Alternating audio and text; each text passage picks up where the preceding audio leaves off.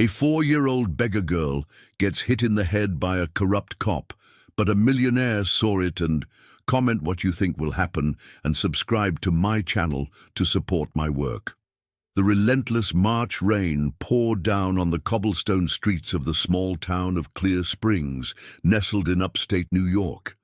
The sound of the droplets hitting the pavement mingled with the distant hum of cars passing along Main Street, creating a melancholic symphony that echoed through the old buildings of the historic downtown.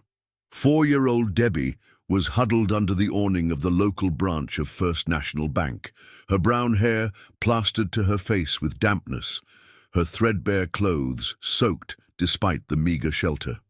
Her large, dark eyes watched the passers-by hurrying along, completely ignoring her presence, as if she were part of the street furniture.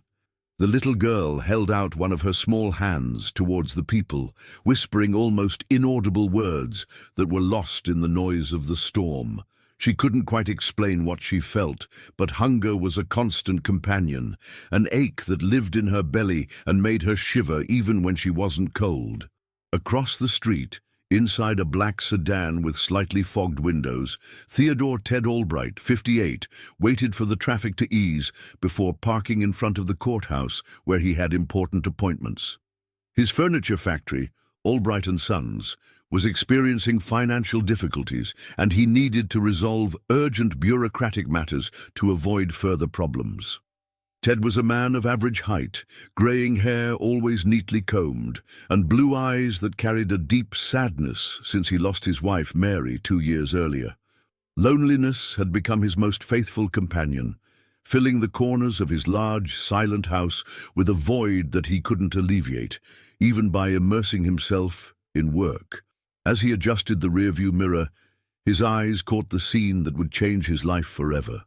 Officer Ron Miller, a 42-year-old cop known around town for his explosive temper and questionable methods, approached the awning where Debbie was sheltering. The man's uniform was impeccable, but his eyes held a coldness that contrasted with the authority he was supposed to represent. "Get out of here, you little urchin!" Ron shouted, his voice cutting through the damp air like a knife. "I've warned you already. I don't want to see you bothering the bank's customers." Debbie recoiled instinctively, her little eyes filling with tears that mingled with the rain. "Please, mister, I just wanted a dime to buy a roll," she murmured, her voice trembling with fear and hunger. Ron's response was a violent shove that threw the child against the brick wall of the bank branch. The impact was sharp, brutal, and Debbie collapsed on the wet ground, a moan of pain escaping her small lips. Ted felt his blood run cold. His fingers gripped the steering wheel so tightly that his knuckles turned white. He had witnessed many injustices throughout his 58 years, but never anything as cowardly, as inhuman, as that assault against a defenseless child. "I don't want to see you here again, understand?" Ron continued, pointing his finger menacingly at Debbie, who was trying to get up with difficulty. "Next time it will be worse." The cop walked away as if nothing had happened, leaving the girl alone, hurt, and completely helpless in the rain that continued to fall mercilessly. Debbie managed to sit leaning against the wall, one of her small hands holding the arm that had hit the corner of the wall, silent tears running down her dirty face. Ted could no longer stay still inside the car. Something in his chest, a force he hadn't felt in a long time, pushed him out of the vehicle. Without thinking about the consequences, without calculating risks or planning actions, he ran across the street, completely forgetting about the appointments he had at the courthouse. "Honey, are you okay?" he asked, crouching down to Debbie's level, his soft voice contrasting completely with the aggression she had just faced. Debbie looked up, meeting the face of a man she didn't know, but whose blue eyes conveyed something she hadn't seen in a long time. Genuine kindness. For a moment she hesitated, remembering other people who had approached her on the street, not always with good intentions. "I'm not going to hurt you," Ted continued, noticing the fear in the child's eyes. "Are you hurt? Do you need help?" The girl nodded timidly, still holding her arm. Ted could see that there was a red mark forming where she had hit the wall, and his indignation against Ron grew even more. How could someone be so cruel to a child? "What's your name?" he asked, taking off his suit jacket and placing it over Debbie's small shoulders to protect her from the rain. "Debbie," she replied, her voice almost a whisper. "Debbie is a very pretty name," said Ted, forcing a smile that was intended to reassure her. "My name is Ted. Debbie, where are your parents?" The silence that followed was more eloquent than any answer. Debbie lowered her eyes, and Ted understood that he was facing a much more complex situation than he had initially imagined. This child was not simply lost or playing pranks on the street. The rain continued to fall, and Ted made a decision that would change both of their lives forever. He couldn't simply walk away and leave Debbie there vulnerable and hurt, exposed not only to the weather, but to the cruelty of people like Ron. "Debbie, would you like to come with me? I have a warm house where you can dry off and have something to eat," he offered, extending his hand. The girl looked at the outstretched hand, then at Ted's face, as if she were trying to decipher whether she could trust this man. Something in his eyes, perhaps the weariness of fighting alone against the world, or perhaps a childish intuition that had not yet been completely broken by the streets, made her accept. Ted's house was in a quiet residential neighborhood, surrounded by a well-kept garden that Mary had planted years before. When he parked the car in the garage, Debbie remained quiet in the passenger seat, observing everything with a mixture of curiosity and caution that broke the businessman's heart. "We're here," he said softly, turning off the engine. "This is my home. You'll be safe here." Debbie nodded without saying anything, following Ted to the front door. The interior of the house was cozy, with dark wood furniture that he had made himself and photographs of Mary scattered around the living room. The girl walked slowly, touching the objects delicately as if she were afraid of breaking them. "You must be hungry," said Ted, heading to the kitchen. "How about a grilled cheese sandwich and a glass of milk?" As he prepared the snack, he watched Debbie out of the corner of his eye. The child had sat on the edge of the sofa, still wearing her wet jacket, as if she were ready to run away at any moment. Her large eyes scanned every corner of the room, cataloguing possible exits. When Ted returned with the sandwich, he was moved to see how Debbie ate. It wasn't just hunger, it was desperation. She devoured every piece as if it were the last food she would ever see, stopping only to take small sips of milk. "Slow down, honey," he said, sitting next to her. "There's more food in the fridge. You don't have to worry." It was then that Ted noticed for the first time the strange scar on Debbie's left arm. It was an irregular mark, as if it had been caused by something hot. When he pointed discreetly to the arm, asking if it hurt, the girl's reaction was immediate and disturbing. Debbie recoiled violently, knocking the glass of milk onto the floor, her eyes filling with pure terror. "No! Don't touch it!" she screamed, covering the scar with her other hand, her body trembling uncontrollably. "It's okay, Debbie. Sorry, I didn't mean to scare you," said Ted, keeping his distance so as not to worsen the situation. "I won't touch anything you don't want me to." It took the girl almost 10 minutes to calm down, and when she finally stopped shaking, she flatly refused to talk about the mark. Ted understood that he had touched something very painful and decided not to insist on the matter, at least not at that moment. That first night, Debbie slept in the guest room, but Ted found her in the morning curled up on the floor next to the bed, as if she weren't used to sleeping in a soft place. When he asked why she hadn't slept in the bed, she simply said that the floor was safer. The first few days were challenging. Debbie spoke little, ate compulsively whenever she saw food available, and had nightmares that made her wake up screaming in the middle of the night. Ted, who had never taken care of a child so young, felt completely lost. It was when he decided to seek help that he met Magnolia Maggie Sanders, his 53-year-old neighbor who owned the cut-and-style beauty salon, located 2 blocks from his house. Maggie was an observant woman, with always impeccable hair and a penetrating gaze that let nothing go unnoticed. "Ted, who is that child I saw in your yard yesterday?" she asked one morning when she found him watering the plants on the sidewalk. Her voice carried a poorly disguised suspicion. "It's a girl I found on the street. She was being mistreated by a police officer," he explained, without going into too much detail. Maggie frowned. "And you just brought a strange child into your house? Ted, that's very odd. Where are her parents?" "She doesn't have parents, Maggie. She's living on the streets," Ted replied, beginning to get annoyed with the neighbor's insistent questions. "And you think that gives you the right to just take the child? There's a child protective services for these situations," said Maggie, crossing her arms. "A single man, living alone, with a little girl. People will talk, Ted." Maggie's words planted a seed of doubt in Ted's mind. Was he doing the right thing? Maybe he should have contacted the authorities first.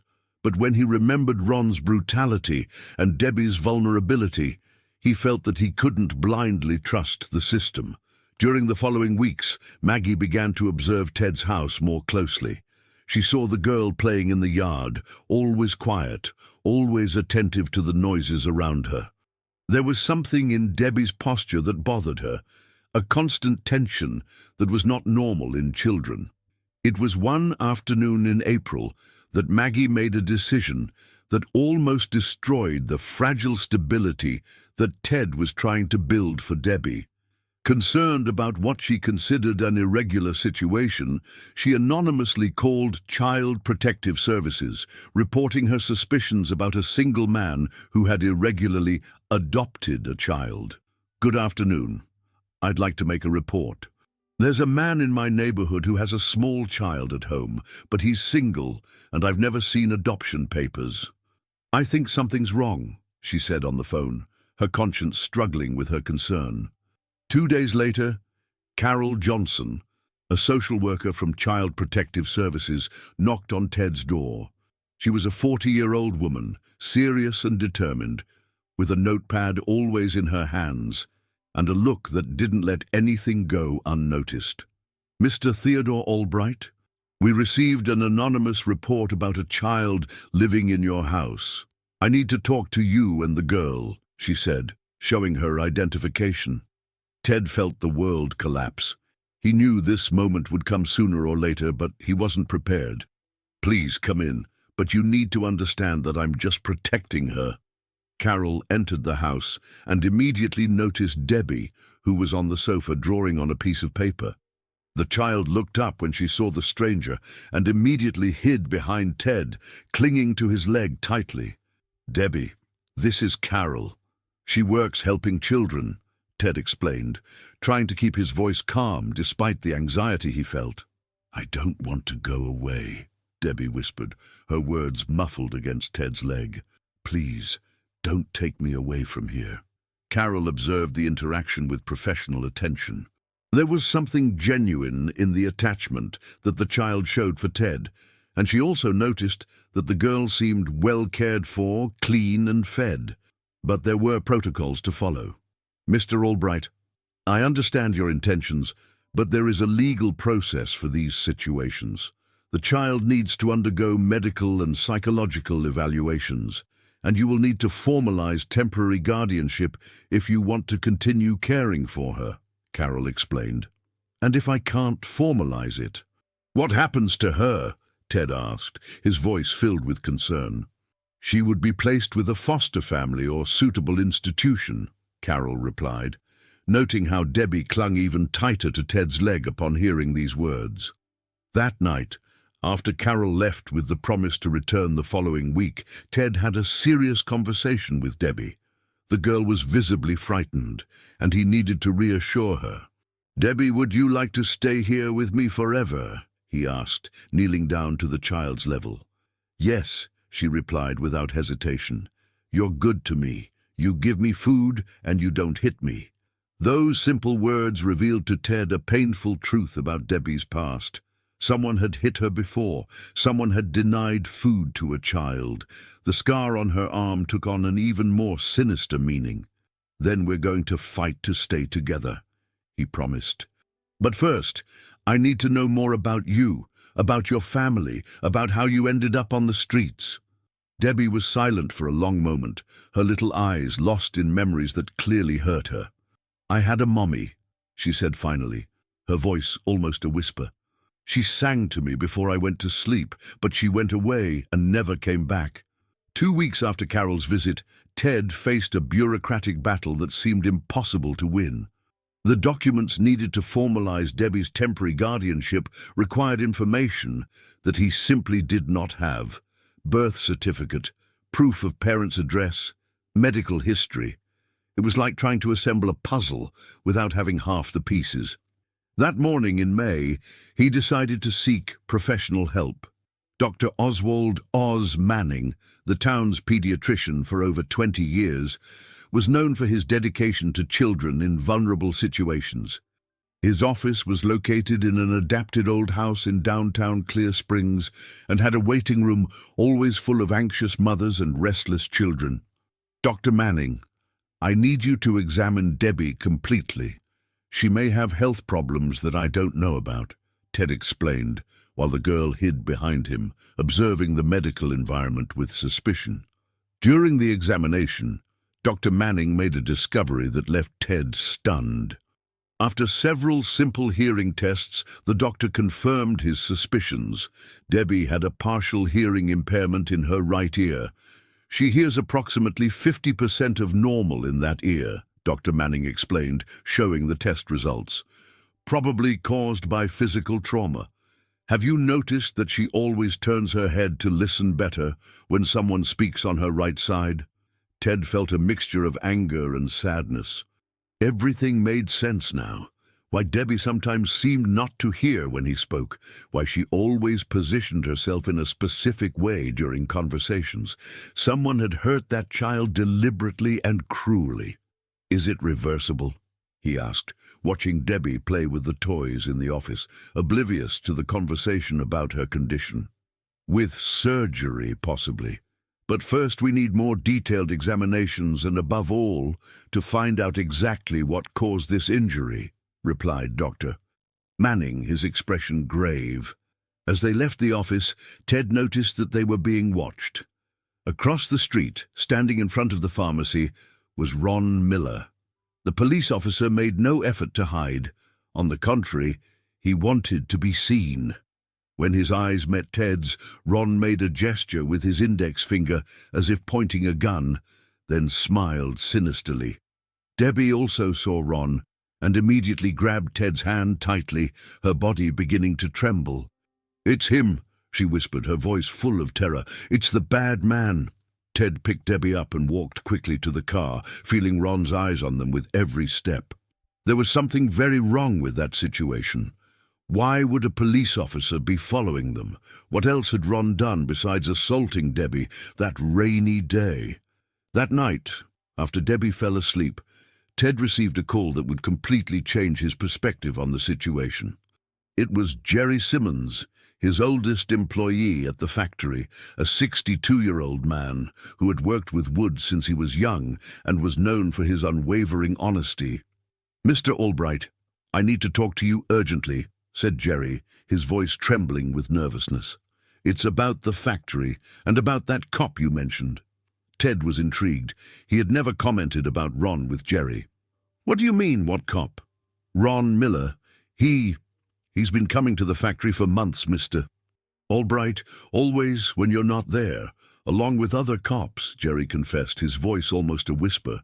"What do you mean, coming to the factory? What for?" Ted asked, feeling a knot in his stomach. "They use the back warehouse for meetings. They forced me to give them the keys. They said that if I told you anything, they would make up that I was stealing wood and put me in jail," Jerry explained, clearly tormented by the confession. Ted felt the world spin around him. His own factory was being used by corrupt police officers, and he had no idea. "Jerry, how long has this been going on?" "About 8 months, Mr. Albright. It started after that woman, Amy, stopped working as a cleaner here. They asked a lot about her in the first meetings." The name echoed in Ted's mind like a bell. Amy. He vaguely remembered a cleaner named Amy who had worked at the factory for a few months, a young, quiet woman who always did her work in silence. She had stopped showing up suddenly, without prior notice. "Jerry, this Amy, did she have children?" Ted asked, a terrible suspicion beginning to form in his mind. "Yes, Mr. Albright. A little girl. I think her name was Debbie," Jerry replied. The silence that followed was deafening. Ted understood that it had not been a coincidence to find Debbie that day. There was a connection between the girl, his factory, and the scheme that Ron was operating. Amy had worked for him, and now her daughter was being protected by him, fleeing from the same men who had used his property for criminal activities. "Jerry, I need you to tell me everything, every detail of what you saw in those meetings," said Ted, his voice full of determination. During the next hour, Jerry revealed disturbing details. The meetings always took place on Tuesdays and Thursdays, after 6 in the evening. In addition to Ron, there were at least 3 other police officers involved. They talked about territories, collections, and protection for local merchants. Jerry had overheard conversations about money being moved, businesses being protected for a fee. And they mentioned Amy several times. They said that she saw things she shouldn't have, and that she had to learn to keep quiet, added Jerry, his voice full of remorse for not having told him before. Ted hung up the phone with a sense of urgency that he hadn't felt in years. Debbie was not just an abandoned child he had rescued from the streets. She was the daughter of a woman who had discovered a police corruption scheme and who had probably fled or been forced to disappear to protect herself and her daughter. That night, Ted couldn't sleep. He sat in the living room, watching Debbie through the half-open door of the room.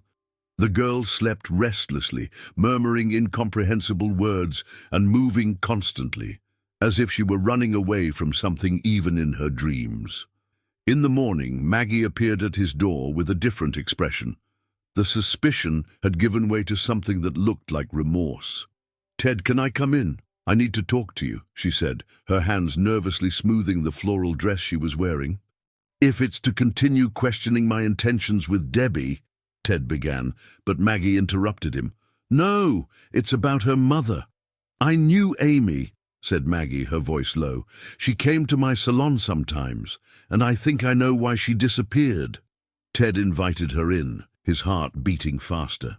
Debbie was in the yard, drawing with colored chalk that he had bought for her, creating her characteristic birds on the cement. "Amy was afraid of something in the last months before she disappeared," Maggie began, sitting on the sofa. "She came to the salon always looking over her shoulder, as if she were being followed. Once, she asked me if I knew of any place where a person could disappear for a while." "You thought it was strange and did nothing?" Ted asked, trying to keep his tone neutral. "I thought it was problems with a boyfriend or ex-husband. These things happen a lot. But now, seeing Debbie here, remembering the things Amy said..." Maggie paused, running her hand through her hair. "Ted, she mentioned once that she had seen cops doing bad things and that she was afraid to speak." The confirmation came like a punch to the stomach. Everything fit perfectly. Amy had discovered the scheme at the factory where she worked as a cleaner. The corrupt cops discovered that she knew too much.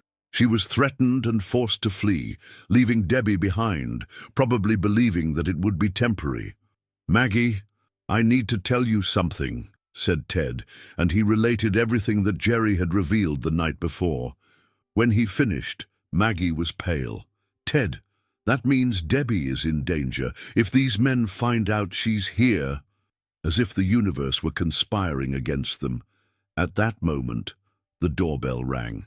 Ted looked out the window and saw a police car parked in front of his house. Ron Miller was at the door, accompanied by another officer he didn't know, both in uniform and with serious expressions. "Debbie, come inside now," Ted called, trying to keep his voice calm.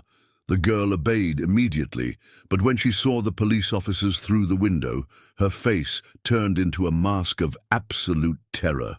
She began to tremble violently and hid behind the sofa, whispering, "No, no, no," repeatedly.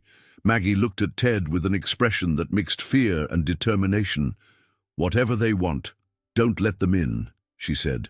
Ted took a deep breath and opened the door just enough to talk to Ron, keeping his body blocking the entrance. The police officer was accompanied by his partner, a short, stocky man named Sergeant Peterson, who was chewing gum annoyingly. "Mr. Theodore Albright," Ron said with a fake smile, "we received a report that you are keeping a minor in your home irregularly. We need to verify the situation." "I've already talked to Child Protective Services about this. I'm awaiting the documentation," Ted replied, trying to keep his voice firm. "Ah, but this is a police matter now," Ron insisted, stepping forward. "The child may be in danger. We need to see her."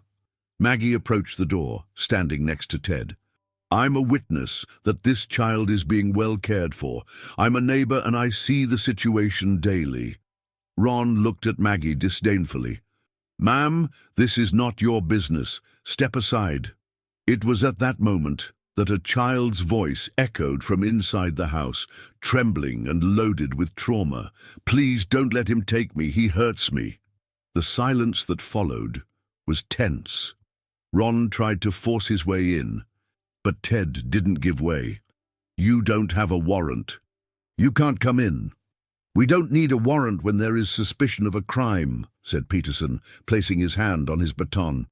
At that critical moment, a car approached quickly and stopped behind the police car. From it descended Wally Saunders, the city's criminal lawyer and Maggie's brother. He was a 55-year-old man, white hair and an imposing posture that inspired respect. "What's the problem here, officers?" asked Wally, approaching with firm steps. "Police matter, Doc." "None of your business," replied Ron, clearly annoyed by the interruption. "Actually, it is my business. I'm Mr. Albright's lawyer," said Wally, taking a card from his wallet. "And I would like to see the search warrant authorizing this approach." Ron and Peterson exchanged uncomfortable glances. "We don't need a warrant to check on the well-being of a child," Ron insisted. "You do need one when there is no evidence of a crime. And from what I see, the child is visibly well cared for and protected," replied Wally, his voice firm and authoritative. "I suggest you come back with the appropriate documentation or a court order." After a few minutes of tension, the police officers retreated, but Ron made a point of leaving a veiled threat. "This isn't over, Ted. We'll be back." When the police officers walked away, Debbie came out from behind the sofa and ran to Ted, clinging to his legs. "Thank you for not letting them take me," she said, tears streaming down her small face. Wally observed the scene with professional attention. "Ted, we need to talk urgently. Maggie called me and told me about the situation. This is much more serious than a simple issue of irregular guardianship." During the following hours in Ted's kitchen, Wally listened attentively to all the details. Ron's assault on Debbie, the scheme at the factory revealed by Jerry, Amy's disappearance, the veiled threats. With each revelation, the lawyer's expression became more serious. "Ted, you've gotten in the middle of a police corruption scheme," Wally said finally, "and Debbie is the key to dismantling it all. That's why they want so badly to take her away from you." "But she's just a 4-year-old child. What could she know?" Ted asked. "Children see and hear things that adults ignore. If Amy discovered the scheme, it's possible that she commented on something at home, or that Debbie witnessed compromising situations," Wally explained. At that moment, Debbie, who was playing on the floor with her drawings, looked up. "I remember Mommy crying on the phone. She was talking about men in uniform doing bad things at the factory." The 3 adults looked at each other. The child had confirmed their suspicions innocently and directly. Wally made an important decision. "I'm going to file a lawsuit to ensure Debbie's temporary guardianship and, simultaneously, I'm going to file a formal complaint against Ron and his cronies with the district attorney." But fate had more twists in store. 3 days later, while Wally was preparing the documentation, Jerry appeared at Ted's house on a Saturday morning, visibly agitated. "Mr. Albright, there's news, and it's not good," he said, accepted to come in. "I found out who the real boss of the scheme is." Ted poured coffee and prepared for another shocking revelation. "It's not Ron who's in charge of everything. He's just an enforcer," Jerry continued. "Yesterday I overheard a conversation by chance. The boss is someone who has access to your schedule, who knows when you're not at the factory." "Who?" Ted asked, a terrible suspicion beginning to form. "It's Bob, Mr. Albright, your accountant. He's the one who coordinates everything." Bob Silverman had been Ted's accountant for over 10 years, a man of trustworthy appearance, married, a father, who efficiently managed the factory's finances. The betrayal was even more painful because it came from someone he trusted completely. "Bob knows all the financial transactions of the factory. He facilitated the police officer's access and also diverted money to finance the scheme," Jerry explained. Maggie, who had become a constant presence in the house to help with Debbie, made an important connection. "Ted, Bob isn't just your accountant. He also handled the finances of other merchants in town, including my salon." The magnitude of the scheme began to become clear.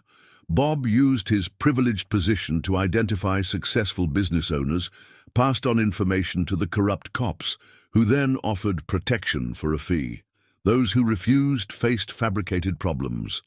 Amy discovered this because she was cleaning the factory office and saw documents she shouldn't have seen, Ted concluded, the pieces finally falling into place.